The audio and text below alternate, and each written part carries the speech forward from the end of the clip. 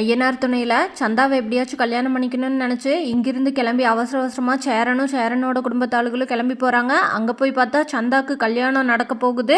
தாலி கட்டுற நேரத்தில் சந்தா என்ன பண்ணுறதுன்னு தெரியாமல் நான் கர்ப்பமாக இருக்கேன் அப்படின்னு சொல்கிறாங்க. இதுக்கு காரணம் சேரனா அப்படின்னு சொல்கிறாங்க.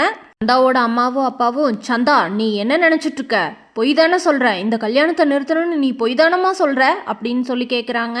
இதை கேட்ட நிலா, என்ன சந்தா மாசமாக இருக்கேன்னு சொல்கிறாங்க, அதுவும் அதுக்கு காரணம் சேரனன்னா தானே சொல்கிறாங்க அப்படின்னு அதிர்ச்சியில் பார்த்துட்ருக்காங்க. சந்தாவோட அப்பா சேரனண்ணாவை பிடிச்சி, ஏய் நீ தான் இதுக்கு காரணமா, என்னடா பண்ணி வச்சுருக்க அப்படின்னு கேட்குறாங்க. அதுக்கு சேரனண்ணா என்னன்னு தெரியாமல் முழிக்கிறாரு.